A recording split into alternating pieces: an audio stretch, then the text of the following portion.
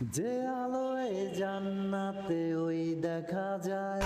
ওই আরবি সাহিত্যের ভিতরে পড়েছিলাম, সেখানে এক জমিদার বিবাহ করেছে, তারপরে তার নবপরিণীতা স্ত্রীকে নিয়ে খেতে বসেছে। এমন সময় এক ভিক্ষুক এসেছে। জমিদার রাগ হয়ে দরজার কাছে দিয়ে বেচারাকে ধমক দিয়ে বের করে দিয়েছে, ভিক্ষা নেওয়ার আর তুমি সময় পাও না, আমি বিয়ে করেছি, নতুন বউ নিয়ে খাইতে বসছি, বেরো এখান থেকে। গলায় ধাক্কা দিয়া ফালাইয়া তারপরে তাড়াই দিছে। বাস কয়েক বছর পর এই জমিদারের জমিদারি গেল, টাকা গেল, পয়সা গেল, সব শেষ। বউ পুষবে এমন পয়সাও নাই, বউ তার থেকে বিচ্ছিন্ন হয়ে গেল, বউকে তালাক দিয়ে দিল। দীর্ঘদিন পর এই স্ত্রী বিবাহের একটা প্রস্তাব এলো আর এক জমিদারের সাথে, আর এক এলাকার নতুন এক জমিদার হয়েছে, তার সঙ্গে বিবাহের প্রস্তাব এলো। এরপরে সেই বিয়ে হয়ে যাওয়ার পর নতুন জমিদারের সাথে এই স্ত্রী বসে খানা খেতে বসেছে প্রথম দিন। এমন সময় দরজার কাছে এক ভিখারি এসে হাজির। নতুন জমিদার বলছে, বউ আমরা তো খেতে পারবো, আমাদের খাবারের প্লেটটা আজকে প্রথম তোমাকে নিয়ে খেতে বসেছি, এই খাবারের প্লেটটা ধরেই তুমি ভিখারিকে দিয়ে আসো। বউ খাবারের প্লেটটা ভিখারির হাতে দিতে গিয়ে সেন্সলেস হয়ে পড়ে গিয়েছে, বেহুশ হয়ে পড়ে গিয়েছে। নতুন জমিদার অনেকক্ষণ অপেক্ষা করলো, বউ ফেরে না কেন, যায় দেখে বেহুশ। মুসাফির সেখানে দাঁড়ানো। কিছুক্ষণ পর বউয়ের হুশ হলো, জিজ্ঞেস করলো, হয়েছে কি, তুমি এরকম পড়ে গেল কেন? এই মুসাফিরকে দেখে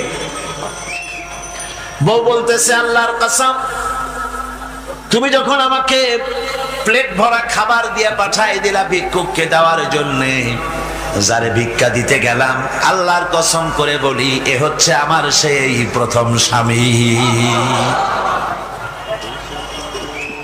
এবার ওই জমিদার বলতেছে, তুমি যেমন কসম করে বলতেছো এই হলো তোমার প্রথম স্বামী, আমিও আমার আল্লাহর নামে কসম করে বলি, আমিও সেই ভিখারি যেদিন তোমরা খেতে বসেছিলে আর আমি ভিক্ষা নিতে গিয়েছিলাম, আমাকে দরজা থেকে তাড়াই দিয়েছিলে। সুতরাং বড়াই করো না, অর্থে টাকার বড়াই করো না, অহংকার করো না, স্বাস্থ্যের বড়াই করো না, স্বাস্থ্য ভালো, অহংকার করো না।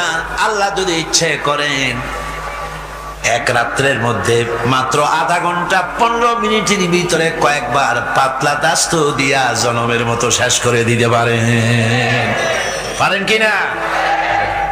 সুতরাং মানুষ ঈমান বিল্লাহ, আল্লাহর প্রতি ঈমান মানুষকে এভাবে বিনয়ী করে দেয়। কোন আলহামদুলিল্লাহ। অহংকার বলে কিচ্ছু থাকে না তার, সে আগে সালাম দেয়। ঈমান বিল্লাহ, যার মধ্যে ঈমান, আল্লাহর ঈমান ঢুকে যায়, তার আগে কেউ সালাম দিতে পারে না। রাসূলুল্লাহ বলেছেন, যে ব্যক্তি আগে সালাম দেয় সে অহংকার মুক্ত। জোরে বল সুবহানাল্লাহ। এখন তো সালাম শুধু পেতে চায়।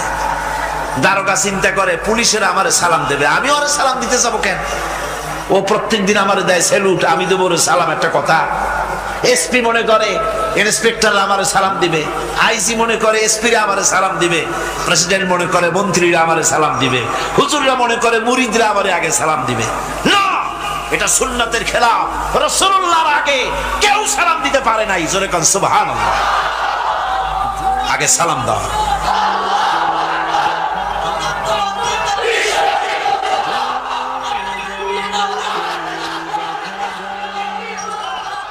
এই সালামের প্রচলন, এই সালামের প্রচলন মুসলমানদের মধ্যে বেশি বেশি হওয়া উচিত। আপনারা সালামের প্রচলন চালু করে দিবেন, বেশি করে চালু করবেন। বউরে সালাম দিবেন, বউ আপনাকে দেবে। ঘরের মধ্যে ঢুকবেন, ঢুকেই বলবেন আসসালামু আলাইকুম ওয়া রাহমাতুল্লাহি ওয়া বারাকাতুহু। বাইরের থেকে গেছেন, ঘরে ঢুকেই প্রথম সালাম দেন, বউ সালামের জবাব দেবে, বউ আপনাকে দেবে। বাচ্চাদের সালাম দেন, বাচ্চারা আপনাকে দিবে। এরকম সালামের প্রচলন চালু করেন। রাসূলুল্লাহ বলেছেন, মানে একটা গাছের আড়ালে এই সালাম হলো, লোকটা গাছের আড়ালে চলে গেছে, আবার দেখা হয়েছে, আবার সালাম দেন। এখন ওই সালাম কমে গেছে, এখন সালামের পরিবর্তে অনেক কিছু হয়েছে। সালাম দেয় তার জবাবও দেয় না। যদি বলে কেউ গরিব মানুষ সালাম দিয়েছে বড় লোক করে, আসসালামু আলাইকুম, ওয়ালাইকুম আসসালাম বলতে চায় না, একটু মাথা নাড়ে। তারপর জিজ্ঞেস করে স্যার কেমন আছেন? এই যাচ্ছে, কেটে যাচ্ছে। কি কেটে যাচ্ছে? তোমার কল্লা? আলহামদুলিল্লাহ বলতে পারো না? অধিকাংশ ক্ষেত্রে যদি জিজ্ঞেস করেন কেমন আছেন, এই যাচ্ছে, কেটে যাচ্ছে।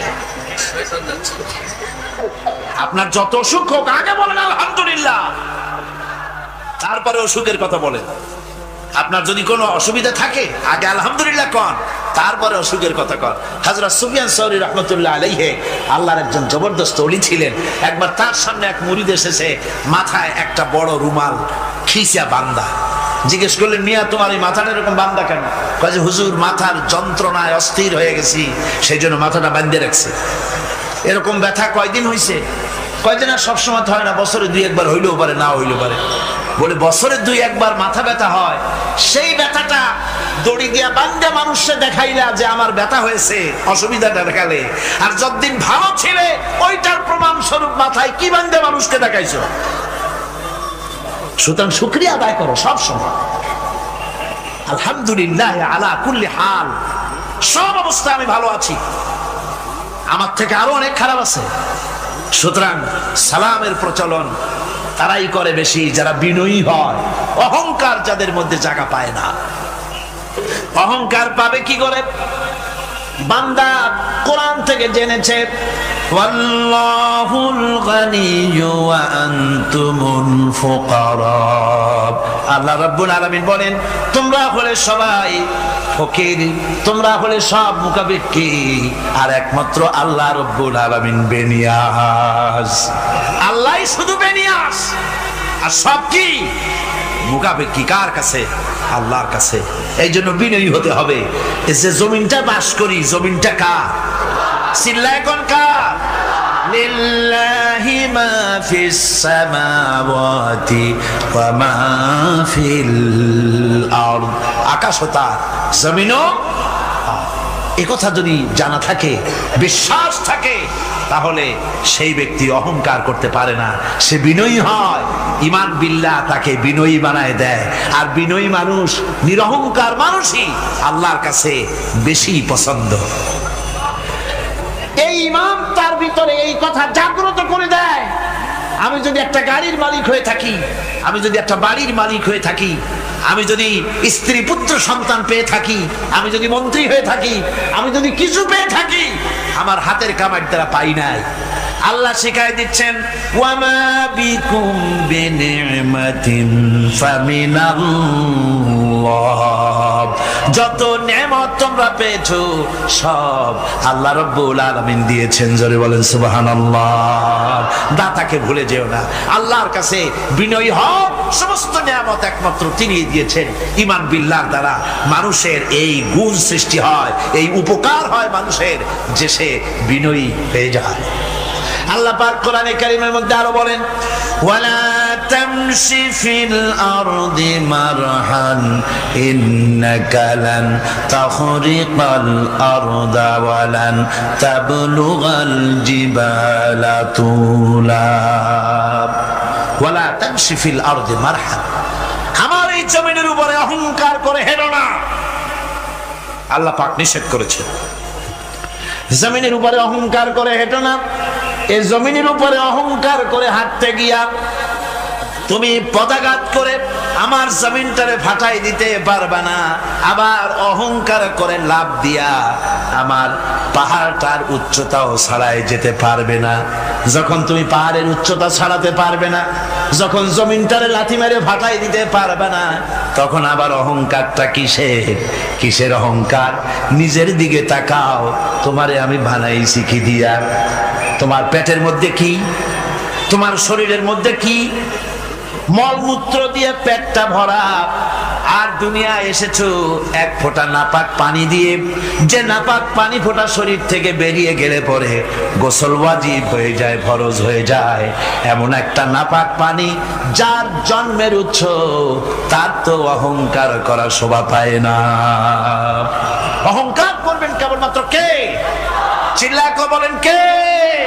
হাদিসে কুদসির ভিতরে এসেছে, আল্লাহ পাক বলেছেন অহংকার হচ্ছে আমার ইজার, অহংকার হচ্ছে আমার চাদর। যে ব্যক্তি অহংকার করে সেজন্য আমি আল্লাহর চাদর নিয়ে টানাটানি করে, জোরে করে নাউজুবিল্লাহ, চিল্লায় করে নাউজুবিল্লাহ।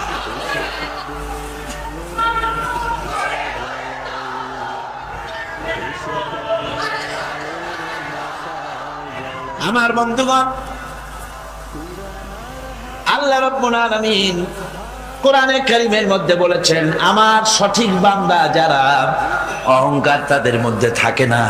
ওয়া ইবাদুর রাহমানিল্লাযীনা ইয়ামশুনা আলাল আরদি হাওনা।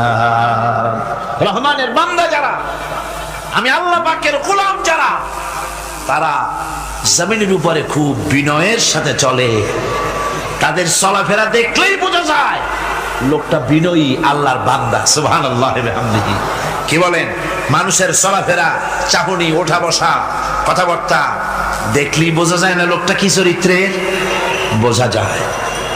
এক পদের মানুষ আছে গম্ভীর হয়ে বসে থাকে, মনে হয় যেন নওয়াবজাদা নসরুল্লাহ খানের শালা। নামাজ নাই। কি হয়েছে? মাইক এমনি আজকে আমি নিজেও টের পাচ্ছি, আমি মাইকের আওয়াজ নিজেও পাচ্ছি না। মাইকটা ভালো করে দেন মাইকের অপারেটর, আর জোরে সোরে একটু জিকির করেন, লা ইলাহা ইল্লাল্লাহ, লা ইলাহা ইল্লাল্লাহ, লা ইলাহা।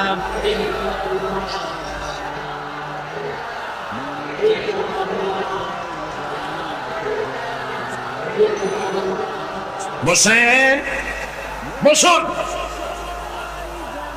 লা ইলাহা ইল্লাল্লাহ, লা ইলাহা,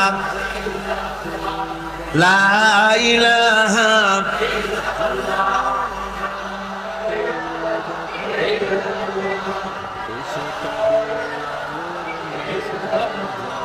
লা ইলাহা ইল্লাল্লাহ মুহাম্মাদুর রাসূলুল্লাহ।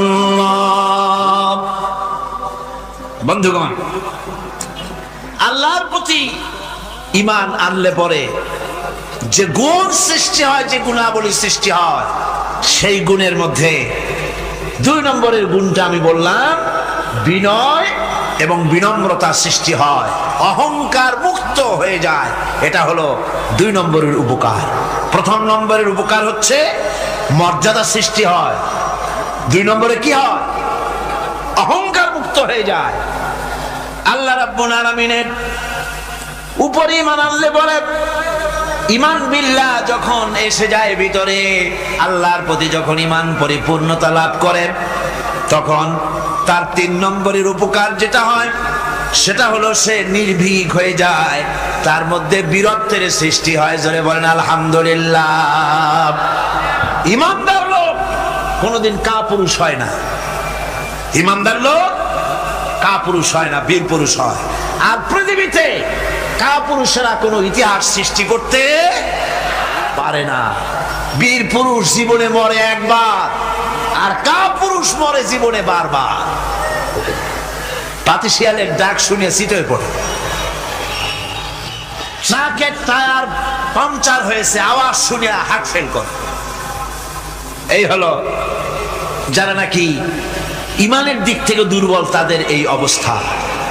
আর ইমানদার যারা, তারা বোমার আওয়াজ শুনে পালায় না, বরং আহত সিংহের মতো আওয়াজ যেদিকে হয়েছে সেদিকে ছোটে গিয়ে দেখে তার কোনো ভাই আহত হয়েছে কিনা। এটা হলো ঈমান বিল্লাহর 3য় গুণ, 3য় উপকার। আল্লাহর প্রতি ঈমান আনলে পরে মানুষ নির্ভীক হয়ে যায়।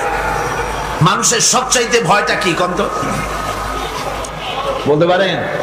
সবচাইতে বড় ভয় কিসে? মৌতের। অবশ্য কেউ কেউ বড় ভয় বউকেও মনে করে যে বউ হলো সবচাইতে বড় ভয়ের জিনিস। স্ত্রীকে অনেকে মৌতের চাইতেও ভয় মনে করে।